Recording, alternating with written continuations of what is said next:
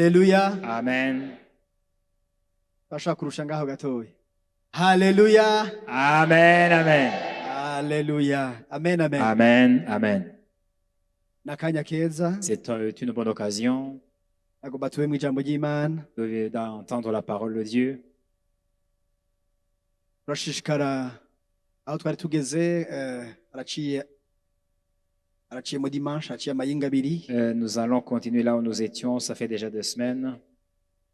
Bariko turavuga ko ibihe turimwo ari ibihe biteye ubwoba. Nous parlions des moments que nous traversons sont terribles. Hari umuntu yoba yarahari Y a-t-il quelqu'un qui était là ce dimanche-là?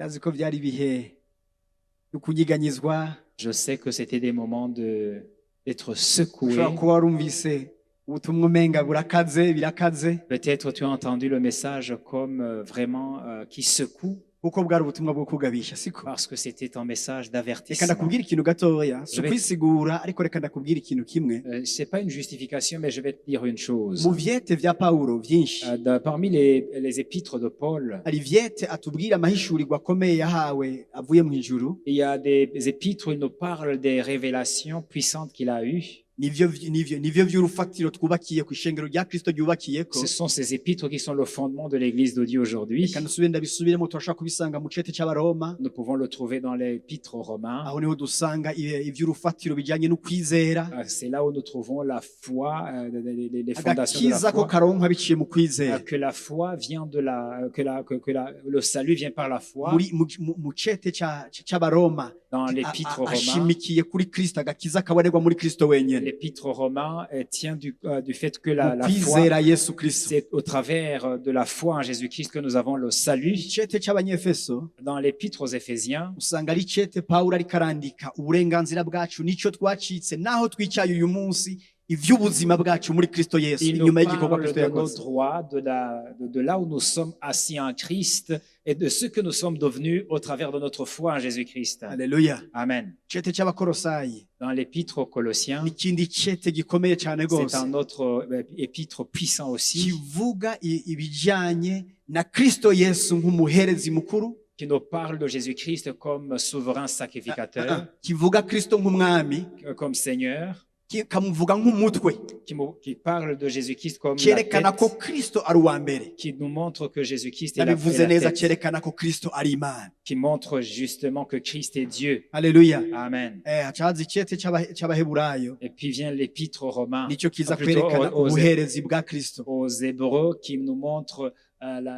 Jésus-Christ comme souverain sacrificateur. Ibindi na makete, Les autres sont des épîtres. aya makete tubona Ces épîtres que nous n'igihe voyons, yandikira ab'Ikorinto, igihe yandikira ab'Igalatiya, n'igihe yandikira ab'Itesalonika, quand il écrit aux Galates, aux Corinthiens, aux Thessaloniciens, rimwe na rimwe urasangamwo amajambo akaze gose yaba akari, ukabona ko mu kwandika iryo kete yarashavuye gose. tu vois que donc c'est vraiment il y a de la colère, il y a un peu de colère. Il était vraiment très en colère quand il a Kandi ivyo écrit ariko ces- vyandikira abana b'Imana, ariko vyandikira amashengero yakijijwe yabwiye ubutumwa bwiza, Mais il était en train d'écrire à des gens qui avaient été sauvés, qui avaient reçu le ariko yandikira Seigneur. ab'Ikorinto abandikira ngo iki? Mais comment est-ce qu'il écrit aux Corinthiens? Abandikira ko yumvise ko biciyemwo ibice. Il leur écrit qu'il a Bamwe entendu. basigaye abo ngo bavuga ngo nabo kwa Pawulo, abandi ngo nabo kwa Apolo, abandi ngo nabo kwa Kristo. Il écrit qu'il a entendu qu'ils se sont divisés en deux, et les uns disant nous sommes de Paul, les autres d'Apollos.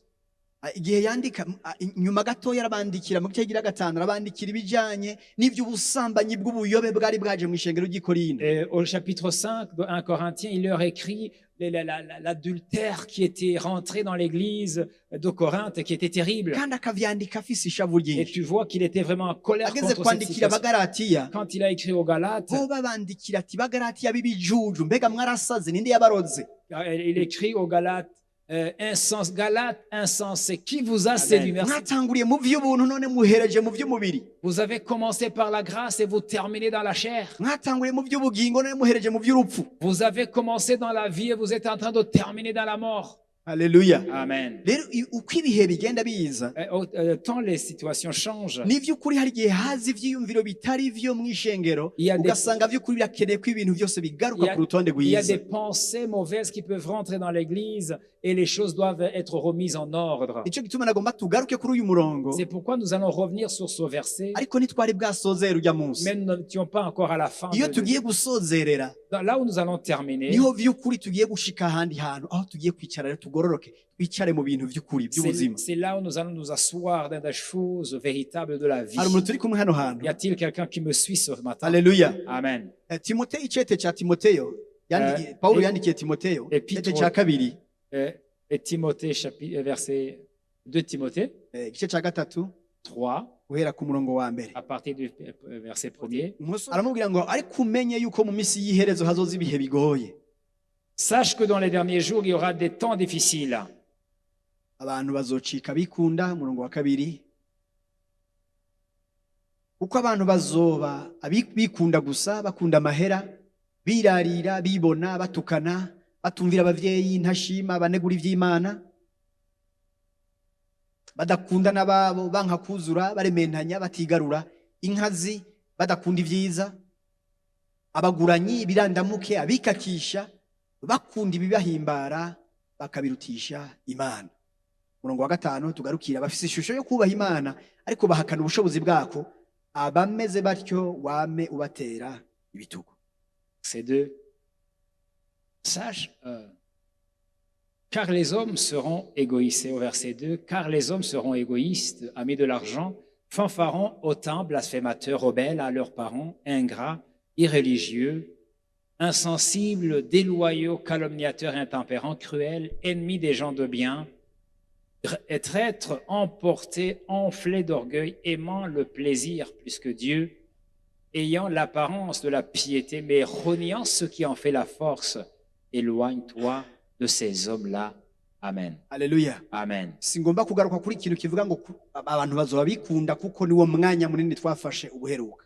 Je ne vais pas revenir sur le fait que les gens seront égoïstes parce que nous avons pris beaucoup de temps pour en Ariko mu parler. bimwe twabonye Mais entre autres choses que nous avons nuko vues, ishengero rya Kristo, c'est que l'Église de Christ, Kristo yaricunguye kugira ngo rigende riganye rifate isi yose. Christ l'a sauvé pour aller gagner toute la terre. Yesu ariko aratanga la grande commission, igikorwa gikuru, Quand Jésus a donné sa grande commission, avuga ngo nimugende mubwira amahanga yose ubutumwa bwiza. allez et faites de toutes les nations des disciples. Vyumvikana ko abantu 12 batari abantu bo kugarukira ngaho hantu nyene. C'est-à-dire que les 12 n'étaient pas des gens qui allaient rester dans un seul Avuga ngo endroit. nimugende mufate isi yose muyikwize mw'ivyiyumviro vya Kristo Yesu. Allez prendre toute la terre et répandez-y la bonne nouvelle de Christ. Hari Il y a utavyumvise. quelqu'un qui n'a pas entendu. Yesu yababwiye Jésus leur a dit, nimugende mufate abantu bose bo mw'isi allez prendre tous les peuples du monde. mubigishe ku buryo basigara bafise ivyiyumviro vyanje. Enseignez-leur à avoir les pensées que vous avez entendues de Ariko moi. kugira ngo ivyo bikunde, Mais pour que cela soit possible, nimugomba kuba abantu bikunda, vous ne devez pas être des égoïstes. kuko nimwaja kubabwira ivyiyumviro vyanje, Parce que si vous leur dites mes paroles, jewe ubwanje ntibanyumvirije, baciye bamfata baranyica. moi-même, ils ne m'ont pas entendu, ils m'ont crucifié. Ni ukuvuga ngo nimwatwara ubwo butumwa bw'iwanje, C'est-à-dire que si vous apportez ma nouvelle, mes paroles, bazobibaziza. on va vous tuer à cause de ça. Haleluya. Amen. Ni normal, avuga ngo isi ntiyanyakiriye, Le monde ne m'a pas aimé. ngo kandi nta mushumba aruta shebuja. Et il n'y a aucun serviteur qui soit plus grand que son maître. Ndabibamenyesheje hakiri kare, Je vous le dis à l'avance. isi ko itankunze Puisque le monde ne m'a pas aimé, namwe le ntizobakunda. monde ne vous aimera pas non Ariko plus. ikiruta vyose Mais au-delà de ça, ni ubwami bw'Imana mwebwe mufise muri c'est le mwebwe. royaume de Dieu que vous avez en Nimugende vous. muvuge ubwami bw'Imana. Allez prêcher le royaume de Dieu. Kandi ahandi arababwira Et ailleurs, il leur ngo dit, ntimuze mutinya abashobora kwica umubiri ataco bashobora gukora ku bugingo, n'ayez pas peur de ceux qui peuvent tuer le corps, mais sans pouvoir sur ariko l'âme. mutinye ishobora kwica umubiri igahonereza rimwe n'ubugingo. Mais ayez peur de celui qui peut non seulement tuer le corps, mais également l'âme. Haleluya. Amen. Umukristo, Le chrétien, umukristo w'ukuri, un vrai chrétien, iyo twakiriye Kristo quand nous recevons tugomba Christ, kwiyemeza ngo peu importe ibizokurikira vyose kuri iyi ngingo mpejeje gufata, nous devons nous engager et dire, peu importe ce qui m'arrive, je viens de prendre cette décision une nicyo fois pour gituma uyu toutes. munsi nahagaze nk'aho ngira ndabivuge neza mu buryo butomoye. C'est pourquoi ce jour-là, je me suis tenu ici et je vais le répéter. agakiza si afere y'umuntu ariko arabibwirwa n'uriko arabivuga ntuvuga ngo ndakiriye uwo Kristo muga tubigira ibanga ntihagire n'umwe abimenya. Le salut, c'est pas une histoire entre deux personnes, celui qui parle et celui qui reçoit la parole. Non, c'est pas je reçois le Seigneur et on en fait un secret. Ça n'a rien à voir avec ça. uwakiriye Kristo Celui qui reçoit mu le Seigneur, kumubwira Kristo pour lui parler de Christ, mubwire Kristo yavuye mu ijuru, parle de lui, de Christ venu umwana du ciel, w'Imana nzima le Fils du Dieu vivant, yemeye imibabaro qui a accepté toutes sortes kubera de ubuzima souffrances yarikaha abandi bantu, à cause de la vie qu'il était en train de donner. hama nawe umubwire ko kwakira ubwo buzima Et dis-lui que recevoir cette vie, ni ukugira ngo nawe uje kubutanga, c'est pour que toi-même tu ailles la donner aux kandi mu autres. kuja gutanga ubwo buzima Et le fait d'aller donner cette vie, biragusaba ikiguzi kinini ça cyane. va te demander un prix. Ico kiguzi cya mbere, Ce prix qui va être ikintu donné, cya mbere gikwiye kumenyekana ce qu'on doit ni savoir, uko kwakira Kristo c'est que recevoir Christ, n'ingingo umuntu umuntu akuze afata ivuye ibwina mu mutima wiwe. c'est une décision qu'un homme prend volontairement et du plus profond de son cœur. Nicyo gituma kwakira Kristo ni mariage. C'est pourquoi recevoir Jésus-Christ, Mariage c'est un ntigira mariage. abana. C'est un mariage qui se passe. Hariho mariage ntigira abana. Le Mariage mu buryo le busanzwe. mariage naturel n'est pas fait par de petits-enfants. Wimatsanije n'umwami acika imwemi imwe nawe. Celui qui s'attache au Seigneur devient avec lui Umuntu abanza kumva uwo Kristo, un seul esprit. umuntu abanza kumva uwo Kristo On entend d'abord à propos du hanyuma Seigneur, akamushima, on accepte qui il est, hanyuma amaze et kumushima quand on a accepté, agaza akavuga ati ndemeye kumbera umugabo, il dit j'accepte que tu sois la tête, que tu sois mon mari, ndemeye kumatana nawe, j'accepte de m'attacher à toi. kandi ingingo zose zisigaye nzofata mu buzima C'est-à-dire que toutes les décisions que je vais prendre dans la uru vie, nigo rubaye urufatiro c'est ceci le fondement. mu bijyanye n'imigenderanire yose isigaye hano Dans mu isi. toutes mes relations sur la terre, Imigenderanire inyuranye n'iyi migenderanire ngiraniye na wewe ndayihevye. toute relation qui soit contraire à celle que je viens à laquelle je viens de m'engager avec toi, je les Ibijyanye abandonne. n'ibikorwa, akazi ka misi yose, ibijyanye n'ibikorwa umuntu akora, Le travail que je fais, nimba binyuranye n'iyi ngingo yo kwakira Kristo ndabihevye. si ce travail est contraire à ces décisions que je viens de prendre, j'abandonne. Haleluya. Amen. Ibijyanye n'iyi ngingo yo gufata Kristo, Ce qui est relatif, ce qui va de pair avec ces décisions, ibijyanye n'ubucuti ce qui va de pair avec l'amitié hagati ya jewe n'abavyeyi banje, entre moi et mes parents, hagati ya jewe n'umugabo wanje, entre moi et hagati ya jewe mon n'umugore épouse, wanje, entre moi et ma femme. nibyaza bivuguruza iyi ngingo ya Kristo mpejeje gufata nabyo ni ndabihevye. Si cette décision est contraire à la décision que je viens de prendre de recevoir Jésus, j'abandonne cette relation. Ibyo bintu birumvikana. Est-ce que c'est compréhensible? Haleluya. Amen. Uku niko tumenya vy'ukuri, uku nibwo buzima bwo kwakira Kristo. C'est la véritable vie de recevoir Ni Jésus. Kristo nyine avuga ngo ushaka kunkurikira niyihebe hanyuma aza nkurikire, Celui qui veut me suivre, qu'il abandonne lui-même, qu'il niyikorera vienne, umusaraba wiwe hanyuma aza nkurikire. qu'il abandonne qu'il porte sa croix et qu'il me suive. Abantu bose bagendanye na Kristo, Ceux qui ont marché avec le Seigneur, twebwe ntibisa na bamwe 12. c'est pas vraiment la même chose que les 12. 12 Les 12, vyabaye ngombwa ko bava muhira barajana nawe imyaka 3 n'igice bariko barajana bazunguruka ahantu hose yaciye. les 12 ont vécu 3 ans et demi derrière lui à parcourir tout le pays d'Israël. Ikintu kimwe ngira utariyumvira, Une chose auquel tu n'as pas ega Kristo pensé. ntiyaragwaye mu mutwe, Jésus n'était pas un malade. mugabo Kristo abamukurikiye Mais tous ceux qui ont suivi le Seigneur, bari bafise abagore muhira, ils avaient des femmes à la maison. barya abagabo bari bafise abagore muhiri wabo, Ces hommes-là avaient des femmes. bari bafise n'abana. Ils avaient des enfants. Petero yari umurovyi akomeye, Pierre était un pêcheur. kandi urudanda icyo gikorwa yakora nicyo cyagaburira n'abana Et n'umugore. le travail qu'il faisait vivre sa famille. Ugaca amubwira ngo nkurikira, Il lui a dit, suis-moi. n'abandi akabasanga Matayo ariko aratoza ikora ariko aragira ane, aragira ati tugende mugabo. Et il a trouvé Matthieu en train de faire payer Bamubonye baca baramukurikira, et ces gens l'ont suivi. bamara imyaka 3 n'igice bari inyuma yiwe barasize imiryango. Et ils ont pris 3 ans et demi en train de le suivre. Mu Alors qu'il avait kibano abandonné. bavuga ati hariho abantu bataye imiryango bakurikira wa mugumutsi. Il y a des gens parmi les voisins, on disait, cet homme a lâché sa femme et ses enfants. Uwo muntu pour le arakwiye suivre. kwicwa, umuntu atanduka, umuntu ashobora kuza agafata umuntu agatandukana n'umuryango wiwe. Imaginez-vous un homme qui vient pour séparer une femme et de son mari. Ivyo ni ukuri kose, Ça, c'est la vérité. kuko Petero, Parce que ariko Petero ni umuntu mwiza n'ukuri. Pierre, haleluya Amen. petero ni umuntu mwiza Pierre, c'est quelqu'un de bien. ikintu kiri mu mutima iwe arakivuga Ce qui était dans son cœur, il yesu était ageze kugenda quand Jésus devait partir. petero aramubwiye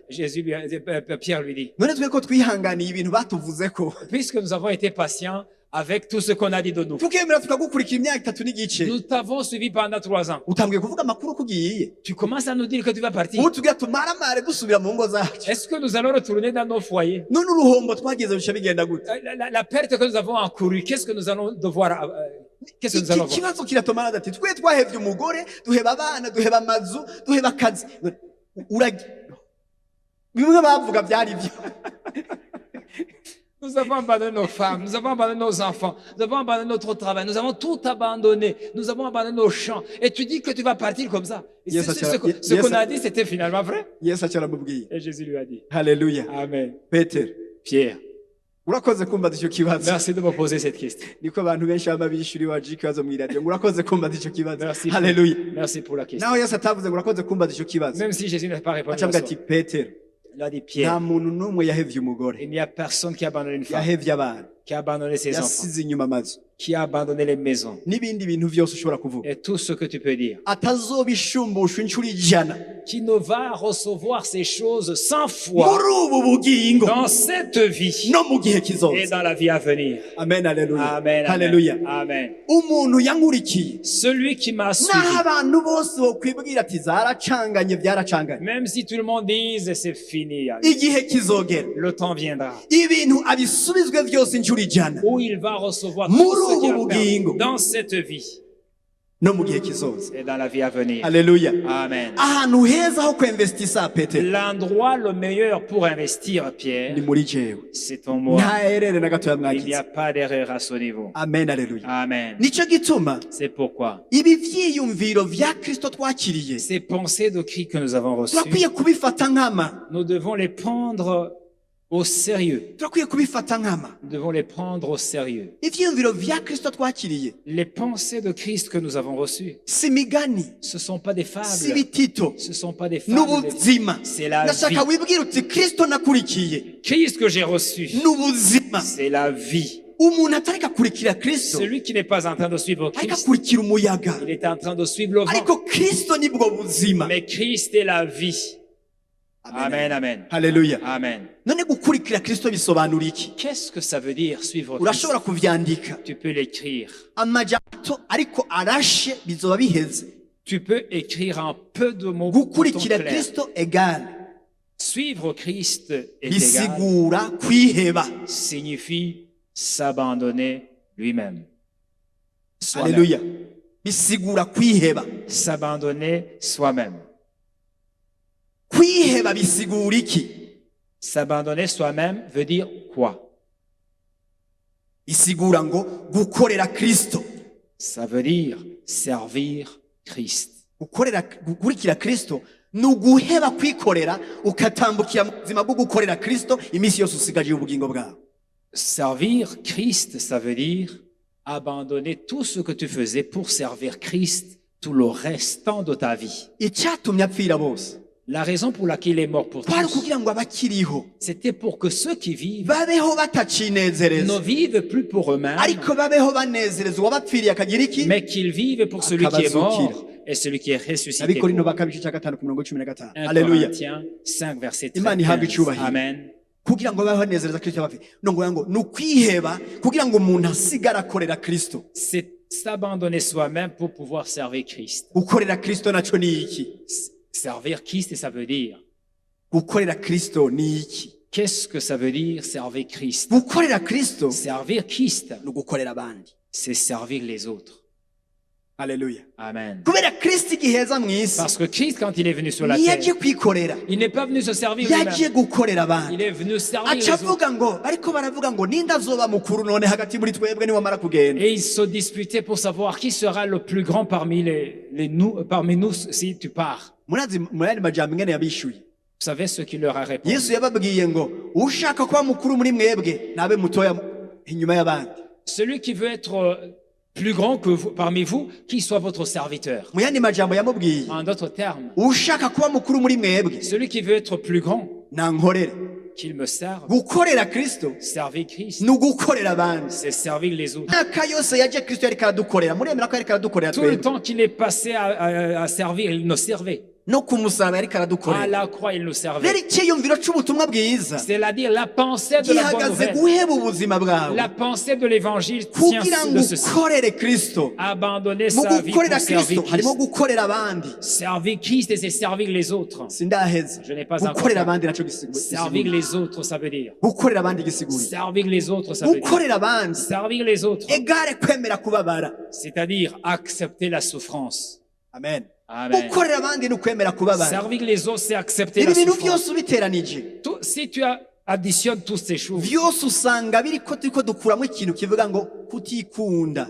tout ça ramène un mot simple qui s'appelle ne pas être égoïste. ariko Pawulo yandikira Timoteyo ngo hazoza igihe kizogeraho abantu bazoba bikunda gusa. Mais Paul écrit à Timothée pour lui dire, le temps viendra où les gens seront égoïstes. yavuze ngo kwemera kubabara siko C'est-à-dire servir Christ, tuze ça veut kwemera kubabara. accepter la souffrance. Pawulo imvugo akoresha Puis, Paul, le langage qu'il utilise, ayikoresha mu kwandikira Timoteyo, il l'utilise en écrivant l'épître arayikoresha mu à gitabo Timothée. c'abanyefeso mu gice ca gatandatu, Il écrit aux Éphésiens au chapitre 6. arayikoresha no mu kwandikira Timoteyo mu gice ciwe ca kabiri. Il écrit également donc à Timothée dans son deuxième épître. hari icyiyumviro nagenda kubwire ubona ko Pawulo yari afise mu bijanye n'ubwami bwa Kristo. On voit la pensée de Paul qu'il avait par rapport au royaume de Christ. urazi ico ciyumviro yari Vous afise savez, cette pensée, cari iciyumviro c'igisirikare. c'était une pensée du militaire. Haleluya. Amen. cari iciyumviro c'igisirikare, C'était une pensée d'une armée. ariko yandikira abanyefeso mu gice ca gatandatu Quand il écrit aux Éphésiens au avuga ngo chapitre 6, nimwakire ibigwanishwa vy'intambara.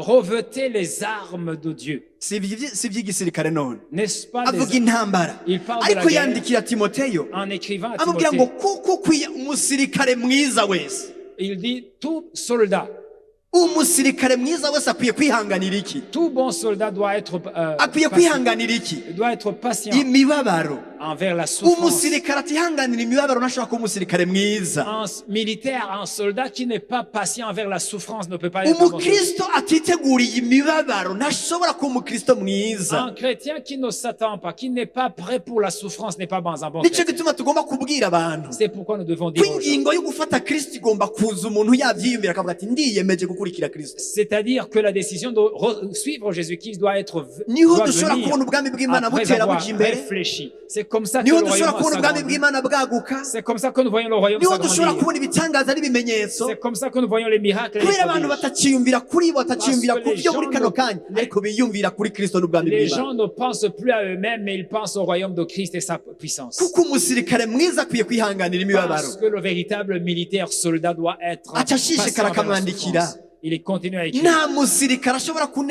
nta musirikare yikwegera muri iby'iyi si ashobora kunezereza uwamwandikiye ubusoda. Aucun soldat ne peut se plaire dans les plaisirs de ce monde s'il veut plaire à celui qui l'a enrôlé. haleluya. Amen. nta musirikare yikwegera mu by'iyi si ashobora kunezereza uwamwandikiye ubusoda. Il n'y a aucun militaire, un soldat qui se plaît dans les plaisirs de la terre, du monde pour et plaire à celui qui l'a enrôlé. ntibisigura ko uwamwandikiye ubusoda atamukunda. Cela ne veut pas dire que celui qui l'a enrôlé ne l'aime pas. ntibisigura ko atamukunda. C'est pas ça. uwamwandikiye ubusoda aramukunda. Celui qui l'a enrôlé l'aime. muga naho amukunda Mais même s'il l'aime, ntamunezerererwa. il n'est pas content de hageze cet homme. kuvuga abahizi ntamushira imbere. Quand il parle des héros, il ne va pas igihe parler de azogera ça. gutanga ibitsibo ntazomuhamagara ubwa mbere. Quand il va donner la couronne, il ne va pas être parmi les hari igihe premiers. azohamagara abasoda batonde ku rugamba, Et un jour, il va amener les soldats pour la guerre. hanyuma abonemo abahizi. Et il verra les héros. hari igihe azogera n'igihe cyo kubambika amapeti. Et le moment viendra de leur donner des grades. siko none N'est-ce pas? haragera igihe cyo kwambikwa Il amapeti. y a des temps de porter des grades. gloire à Dieu. muri iki cete cya kabiri Dans les deuxième Cya épître Timothée. de Timothée, nashaka dusome mu gice cya kabiri, nous allons lire le chapitre 2 dusome ku murongo wa 10 gushika ku murongo wa 13. à partir du verset 10 à 13. arabwira Timoteyo akarorero kiwe. Pawulo arivuga akarorero kiwe. Paul donne son propre exemple. amen. Nicyo gituma nihanganira vyose kubwo abatoranijwe kugira ngo nabo baronka agakiza kari muri Kristo Yesu gafatanije n'ubwiza budashira. Iri jambo ni ryo kwizerwa ngo namba twarapfanye nawe tuzobanaho nawe. Namba twihangana kwima ku ngoma. Namba twihangana tuzokwimana nawe. Namba tuzomwihakana nawe azotwihakana. 13 naho tutoba bizigirwa wahora ari umwizigirwa kuko adashobora guhindagurika. Amen. Haleluya. Amen. Paulo yandika ngo nico gituma nihanganira imibabaro amarushwa. C'est pourquoi je suis patient envers la souffrance. Kugira ngo abandi baronka agakiza. Pour que les autres reçoivent le salut. Kari muri Kristo Yesu. Qui se trouve en Jésus-Christ. Gafatanije n'ubwiza budashira. Qui est attaché à la vie éternelle. À la gloire éternelle. Haleluya. Amen. Kugira ngo abandi baronka agakiza. Pour que les autres soient sauvés. Kabonekera muri Kristo Yesu. Qui se reçoit en Jésus-Christ. Ako gakiza gafatanije n'ubwiza budashira.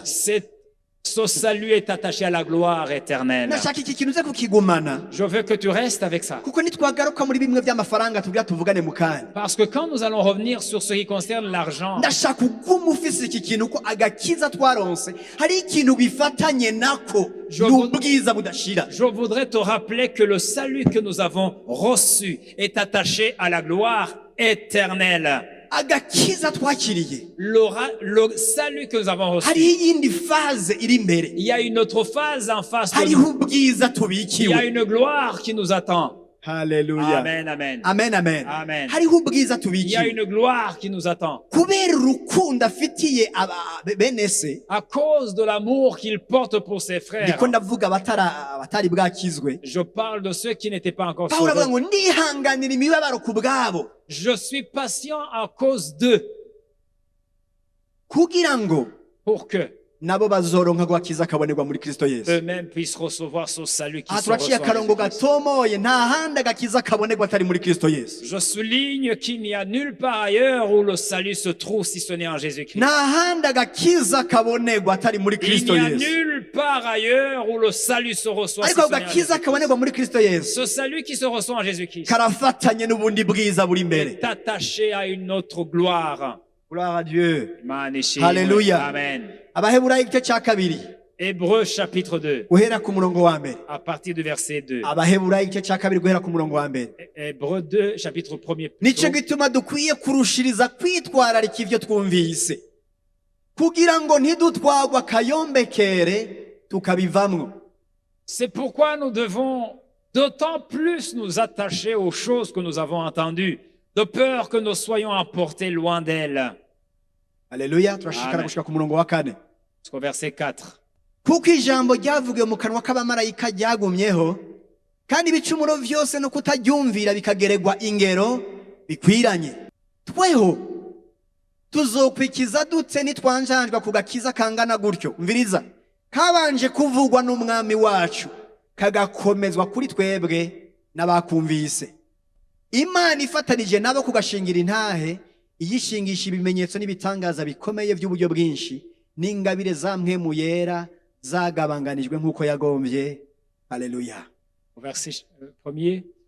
Car si la parole annoncée par des anges a eu son effet, et si toute transgression et toute désobéissance a reçu une juste rétribution, comment échapperons-nous en négligeant un si grand salut qui a annoncé d'abord par le Seigneur nous a été confirmé par ceux qui l'ont entendu? Dieu, appuyant leur témoignage par des signes, des prodiges et divers miracles et par les dons du Saint-Esprit distribués selon sa volonté. Alléluia. Amen. Nashaka tuvuga ngo nitufine ku bintu natwe twumvise. S'il vous plaît, ne soyons pas négligents. Nous avons entendu un message du salut. Je vais te dire ce qu'est l'évangile du salut. L'évangile. Alléluia. Amen. L'évangile est égal. Alléluia. Amen. L'évangile. C'est Jésus-Christ, Fils de Dieu. L'évangile, c'est que nous disions ensemble que Jésus-Christ est Fils de Dieu. kandi nuko Kristo uwo mwana w'Imana nawe nyene ubwiwe ari Imana. C'est également le fait que Christ, ce Fils de Dieu, est également Dieu. Haleluya. Amen. Kristo Yesu wa wundi babamvye Le Seigneur Jésus-Christ ni qu'on a umwana w'Imana kandi ni Imana. pendu au bois est le Fils Iyo de ni Dieu aspect ya mbere y'ubutumwa et il bwiza. est Dieu. Ça, c'est le premier aspect de Alléluia. de l'évangile. Igice kigira kabiri cy'ubutumwa bwiza. Deuxième partie de l'évangile. Amen, haleluya. Amen. Uwo Kristo Yesu ari umwana w'Imana kandi akaba Imana. Ce Seigneur Jésus-Christ qui est Fils de Dieu et qui est Dieu, Nuko yaje mu isi agakora igikorwa cyo kuducungura. c'est qu'il est venu dans le monde pour nous sauver. Haleluya. Amen. Ubutumwa bwiza ni Kristo Yesu, L'évangile, c'est Christ, umwana w'Imana kandi akaba Imana. Fils de Dieu et Dieu.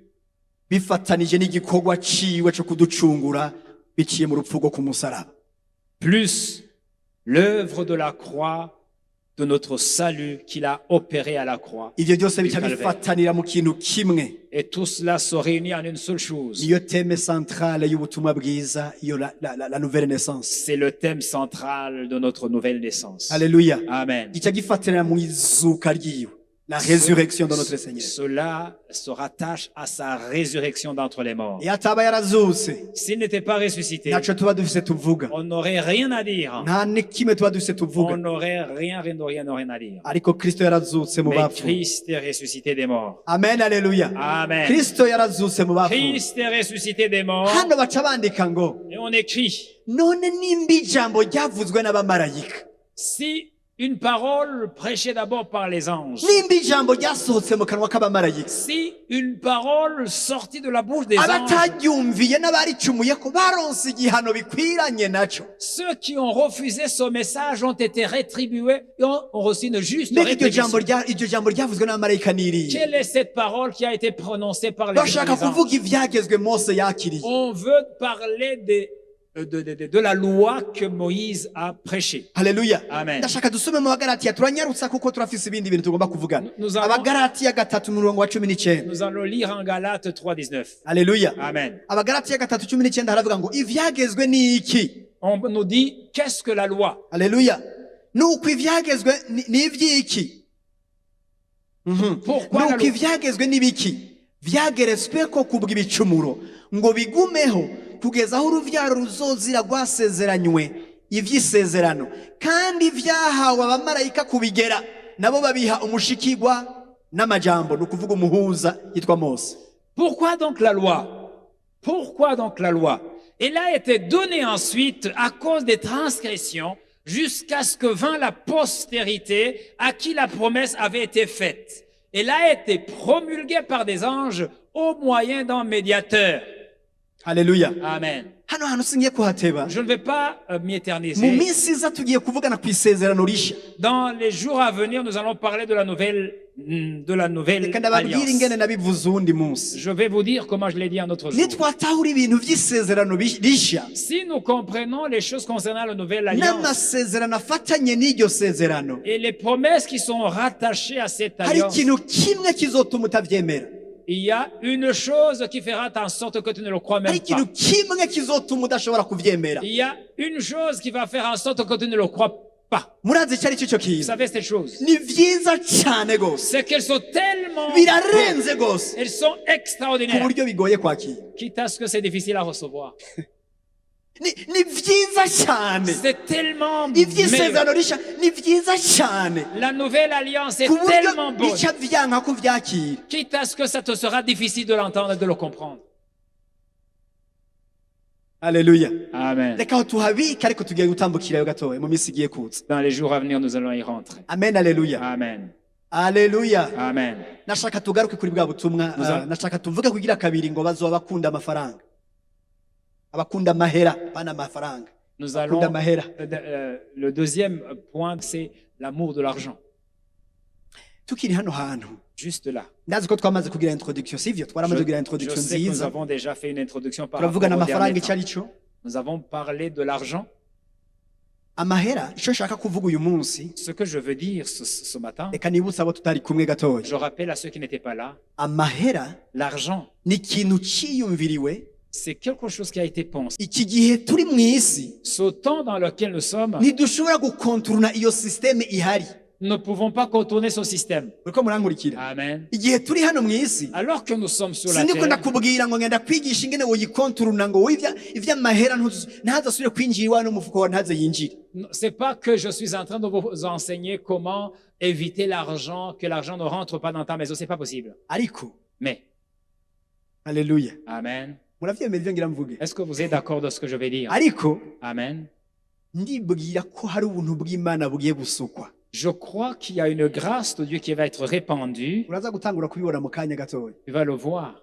tugiye kuvugana ku masoko indwi. Nous allons parler sur cette source. amasoko indwi Cette source dushobora kubona ngaha muri bibiliya que nous pouvons voir dans la Bible. y'ingene ushobora kuroranirizwa mu bijyanye n'ubutunzi bwawe. Comment est-ce que tu peux être pourvu dans ta richesse? haleluya Amen. Dans tes uburyo finances. imana yateguye Les moyens par lesquels Dieu a prévu. uburyo abana b'imana bazororanirizwa mu byo bakeneye byose Comment les enfants de Dieu seront pourvus à tous égards biciye muri iri sezerano rishya au turimo. travers de cette nouvelle alliance dans laquelle nous sommes. haleluya Amen. sisiteme ntitugira tuyikonturune Nous n'allons pas contourner le système. mugabo ugira uhagarara ahandi hantu hejuru yayo Mais tu vas te mettre quelque part à un niveau ku buryo ugira supérieur ivyiyumviro binyuranye n'ivyo wari ufise. pour avoir des pensées contraires à celles que tu avais à l'avance. mbanze ndabivuge hakiri kare. Je vais le dire à l'avance. singira nkubwire Je ne veux pas te hari dire je ngira ndaguha ivyo vyiyumviro que c'est moi qui vais te donner ces pensées. ivyo bintu ntibikambeko Que cela ne m'arrive jamais. ariko muhemu w'imana Mais le Saint-Esprit, nanje yaramurikiye biciye muri iri jambo il m'a éclairé au travers de cette parole. uburyo bwiza bwo kubibigisha. La bonne manière de vous l'enseigner.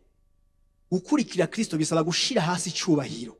Suivre Christ demande de mettre à part sa gloire, sa propre umuntu agumanye fierté. icubahiro ciwe akakigumizako Si tu restes avec ta propre gloire, iyi irashobora kuba intambamyi yo gukurikira kristo. cela peut être kuravuga un ati bamvuga handicap pour gute suivre Christ. banyiyumvira kw'iki.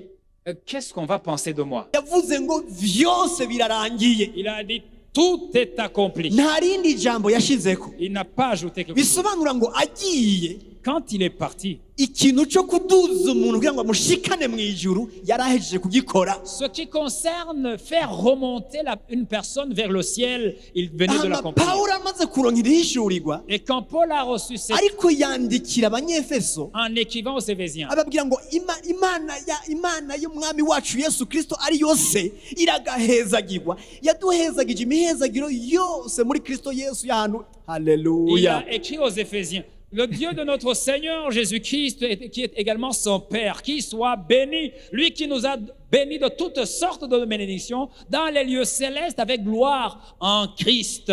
ico kintu turakizi Cela nous le savons kandi twama et tukivuga nous le disons souvent, mugabo ntibifatika mais c'est pas palpable kubera n'ivy'imwemu parce que c'est spirituel. yaduhezagije imihezagiro yose yo mu buryo Il bw'imwemu. nous a bénis avec toutes sortes de we bénédictions wumva spirituelles wavuga dans les uti lieux no célestes. iyo aduhezagira imihezagiro yose yo mu bifatika On aurait bien aimé que ce soit qui nous bénisse de toute forme de bénédiction kuko twari kuba palpable tubibona. parce que nous serions capables de le voir. ndashaka umunsi tuje mu bifatika Aujourd'hui, nous allons parler du palpable. umanze umenye yuko Sache d'abord, ibifatika vyose vyavuye mu bitaboneka. tout ce qui est palpable est venu de l'invisible. haleluya Amen. ibiboneka vyose vyavuye mu bitaboneka. Tout ce qui est visible actuellement iyo est venu de ce qui aduhezagira est impossible. imihezagiro yose yo mu biboneka Si Dieu nous avait bénis de toutes sortes de bénédictions, de choses visibles, bisobanura ngo ivyo vyari guhera cela serait fini. kandi vyari kuba biheze nyene. Et ça serait fini, ariko effectivement. yaduhezagije imihezagiro yose yo mu buryo bw'imwemu Mais il nous a bénis de toutes sortes de bénédictions spirituelles dans le lieu kuko muri céleste. iyo soko y'imwemu ariho hava ibifatika vyose kandi bidahera. Parce que la source de l'esprit, du spirituel, apporte tout ce que nous voyons ni gute physiquement. umukristo wo muri iri sezerano turimwo Comment est-ce qu'un chrétien de cette nouvelle alliance, ashobora gufata ivyo bitaboneka akabizana mu biboneka? comment est-ce qu'il peut tirer de ces choses invisibles pour les amener dans le aha niho visible? nagira mvuge mu kanya C'est ce que j'allais haca dire.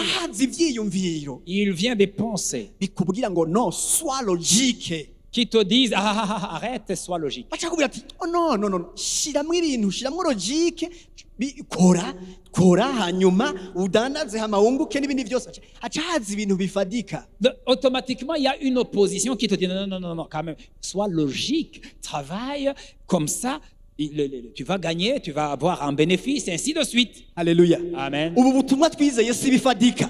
L'évangile n'est pas quelque chose de palpable. haleluya Amen. ubutumwa bwiza bwa kristo twizeye si bifatika La bonne nouvelle de Jésus-Christ n'est pas quelque chose de palpable. kuko mu bifatika umuntu apfuye ntazuka Parce que physiquement, quand on meurt, c'est fini. abantu bapfuye nicyo tujya kubahamba Le mort, on l'enterre à la ariko kristo yarapfuye Mais Christ est ressuscité. hanyuma cyarazuka mu bapfuye Christ est mort, puis uyu il est munsi ressuscité. igituma turaha La raison pour ni laquelle on kubera est là, yazutse c'est parce qu'il est ressuscité. wowe wizera ukuzuka Si tu crois dans la résurrection, bashaka turi umusazi on dit c'est tout fou. ariko pawulo aca yandika Et Paul écrit mu cyete cya mbere dans cy'abikorino le livre des acavuga ngo Corinthiens, byarahimbaye imana il a plu à Dieu kudukirisha ubusazi de bw'umusaraba nous sauver par la folie de l'évangile. haleluya Amen.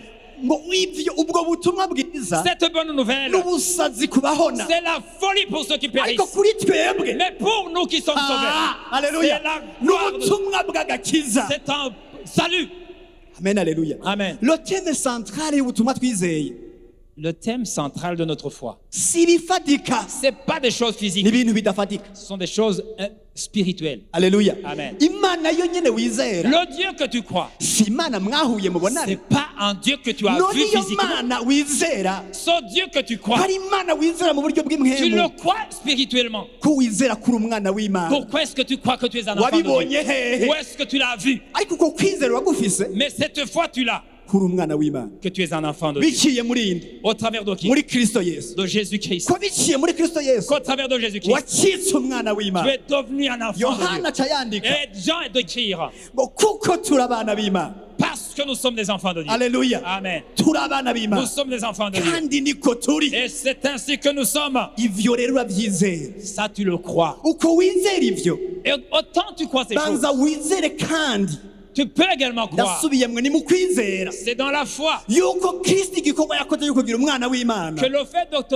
rendre fils de Dieu, aricyo cyakugize umutunzi c'est la même pensée qui t'a fait de toi un riche. haleluya Amen. uko uri umwana w'imana Autant tu es un enfant de Dieu. imana nta mwana wayo akenye Il n'y a aucun enfant de Dieu qui soit pauvre. amen haleluya Amen.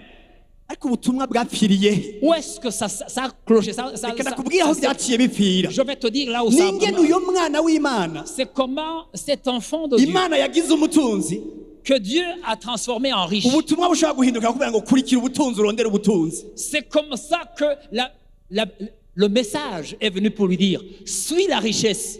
no ukurikiye ubutunzi Suivre la richesse. mu gifaransa bavuga ngo c'est tomber en disgrâce Tu es tombé en ni disgrâce. ukuva mu buntu buzimiye biba bipfuye byose Rechercher la richesse, tu quittes la grâce de Dieu. reka ndabitomore byumve Je vais neza le dire clairement. mu itongo rya edeni Dans le jardin d'Éden, adamu na eva Adam et Ève, imana yabaremye mu ishusho yayo Dieu les a créés à son mu image. ishusho yayo niho yabaremye Dans son image, c'est là où il les a créés. bisobanura ngo bari mu busabane bari kumwe n'imana basa n'imana bangana Ils n'imana étaient dans la communion avec Dieu, ils étaient comme Dieu. umwansi satani Le diable, izayo gato amen umwansi satani le diable, ikintu cyonyine yakoresheje ce qu'il a fait, haleluya Amen. ikintu yakoze ce qu'il a fait, aza kubabwira il est venu leur dire, ngo nimurye kuri iki camwa mangez sur ce fruit, kuko nimwakijyako parce que si vous en mangez, muzoca mumera nkayo vous serez comme lui. none bameze nkande Ah, comment est-ce qu'ils sont? bameze nk'imana Ils sont comme Dieu. bisobanura ngo Ce qui veut dire, kuza gukurikira kusa n'imana cyangwa kumera nk'imana la volonté de ressembler, de devenir comme Dieu, kandi basa n'imana alors qu'ils sont comme Dieu, baca babitakaza ils perdent exactement la chose. rero ubwiye umuntu ngo kurikira ubutunzi uburondere Si on dit à l'homme, suivez la kandi richesse, yari umutunzi alors qu'il est déjà riche, il arabitakaje vient de perdre la position. amen amen Amen. rero kwizera La foi, banza umenye ko pozisiyo urimo ni wowe uyitakaza atari uyitakarije sache que si tu ne te déchois pas de ta position, tu ne peux pas la perdre. haba hari umuntu turi kumwe Y uwo a-t-il munsi quelqu'un qui est avec moi? haleluya Amen. ndashaka dukure ibi bintu mu buzima tubizane muri kiri gitondo Je veux qu'on enlève ces choses dans le monde spirituel pour dushake les apporter dutahe dans le tuvuganye ku physique. isoko imwe yonyine Nous allons parler juste sur une seule source. haleluya Amen. amen amen Amen. twahezaga imihezagiro yose Nous avons été bénis. hama ubugira kabiri Deuxième point. ubugira kabiri Deuxième point. uribagira Tu oublies. kandi umuntu yibagira n'ingoga Et c'est facile d'oublier. yuko muri ico gihe cyo mu itongo rya edeni nta mahara yariyo Dans le temps du jardin d'Éden, il n'y avait pas d'argent. Hein. ntayarariyo Il n'y avait pas d'argent. kandi igihe turiko turajamwo inyuma y'ubu bugingo kristo hazozira kaza kuganza nta mahera azoba ahari. Et quand on ira dans la vie éternelle, il n'y aura pas d'argent aussi. haleluya Amen. mugabo hagati y'iyo myanya ibiri Mais rero, dans l'entretemps, genda kwereka iyindi myaka 40 je vais te montrer 40 ans. aho isinzi ry'abantu Là où des peuples, comme un peuple tout entier. haleluya Amen. ryabayeho rikabaho ata mahera rikozeko. Une multitude, un peuple multiplié a vécu pendant 40 ans sans argent. haleluya Amen. aho ni hehe? C'est où? ni mu bugaragu. Dans le désert. bamaze imyaka 40 Ils ont passé 40 ans. barariye Ils ont mangé. barambara Ils ont vécu. baramererwa neza Ils étaient bien. baranywa Ils ont bu imyaka 40 40 ans. baravyaye Ils ont enfanté uruvyaro. une génération. haleluya Amen. mu myaka 40 uwavyaye uwavutse yarasubiye aravyara kandi Dans 40 ans, quelqu'un qui est né a enfanté aussi. ariko abo bantu ntibigeze babona ikintu cyitwa mahera. Et ces gens n'ont jamais vécu par rapport à l'argent.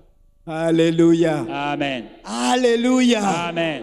amen amen. Amen. rero imana yacu Notre Dieu irakwiye kwizigirwa mu vyikora. doit être cru dans ce qu'il fait. isezerano ryose rya kera rihari kugira ngo ritwigishe ritubere akarorero twebwe. Toute alliance qui se reçoit nous enseigne pour que nous puissions avancer. ariko isezerano rya kera ryaravuyeho Mais l'Ancien Testament est parti. hazaho isezerano rishya Il est venu une nouvelle alliance. iwacu twebwe. La nôtre, celle que nous Amen. Amen. rwacu bwite. C'est une alliance qui iri nous est sezerano propre. turimo rero L'alliance dans laquelle nous sommes, wewe niryo kubaho. c'est une alliance de vie.